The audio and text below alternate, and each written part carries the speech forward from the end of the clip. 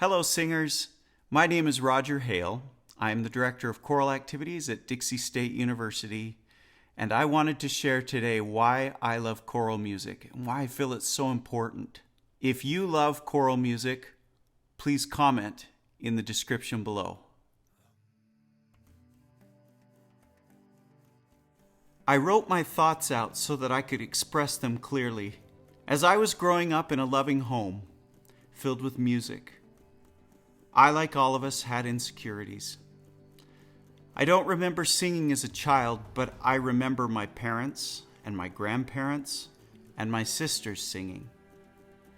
My sisters sang beautifully, although I remember their singing caused me to be uncomfortable and even judgmental.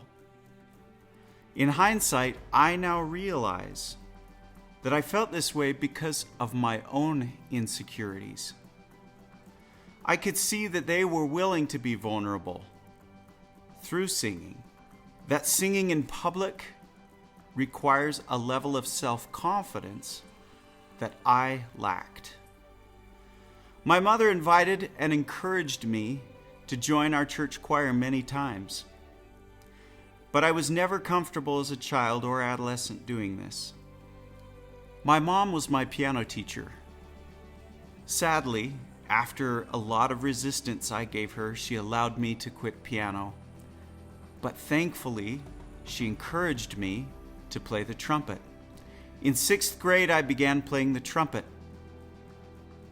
Besides the friends that I made there was something so exciting that brought me back every day. The experience of being part of an ensemble that created live music through interweaving melodic lines and harmonies filled with dissonance, then resolution. The dynamic contrasts causing an actual sensation in my chest or a buzzing in my ears. That feeling of resolution after experiencing an acoustic journey that took unexpected twists and turns through varying keys, modes, rhythms, and instrumentation, each seemed to connect to my heart and bring a sense of pure joy, melancholy, or a rush of adrenaline. I was hooked, and playing trumpet in the band throughout my secondary education years provided a place where I was able to grow, in addition to my wonderful home life.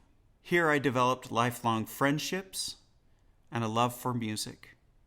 After high school, while living in Argentina as a missionary for the Church of Jesus Christ of Latter-day Saints, I didn't have access to a trumpet. I only had occasional access to a piano, but I always had my voice. On one occasion, I had a musical missionary companion, and we found ourselves in an uncomfortable situation, one in which there was a dark and oppressive feeling. We decided to sing a simple hymn, "Abide with Me." The instant we began to sing these beautiful words and that simple melody, those feelings of oppression and darkness were dispelled as quickly as a light bulb dispels darkness. This experience forever changed me and allowed me to see the power of vocal music, even when it was just two unexperienced singers singing a cappella. After returning from my missionary service, I began to participate in the band at the University of Utah in Salt Lake City.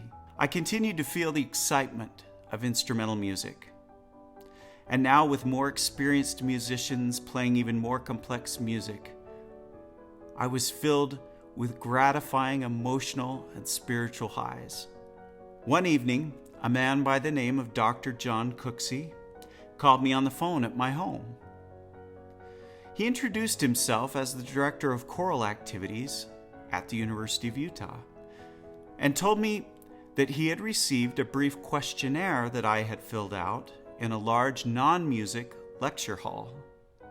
In this survey, I checked a box that said I would be interested in learning more about the university's choirs. He asked me if I would like to come and visit a rehearsal. I am so grateful I chose to do so.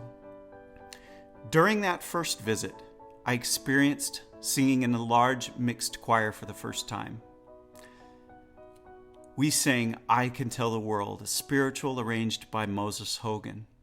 We also sang a motet by Johannes Brahms, Schaffe in mir Gott. The energy that I felt during that experience overwhelmed me. The sounds of that many human voices interacting together, creating a literal physical energy, was larger than life. The fact that that natural sound was being generated from my body, combined with the voices of so many others, gave me a feeling that determined my career as a music educator. I have come to need the choral music rehearsal. This process of creating choral music with other people, no matter their background, is a unifying and sacred experience for me. We experience moments of awe contrasted with laughter as we share in our vulnerability.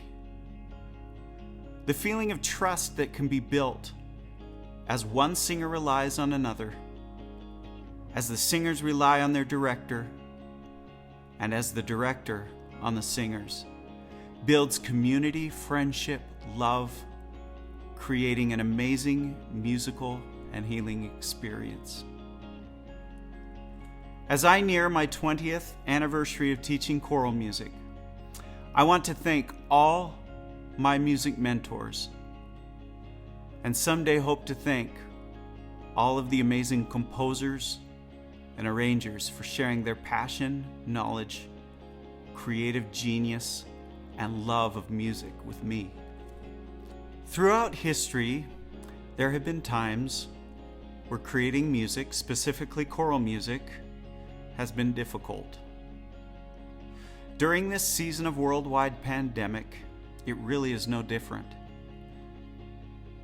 We have difficulties and obstacles to overcome, but just like our predecessors, we can and will overcome as we move forward in sharing the joy of choral music with generations to come.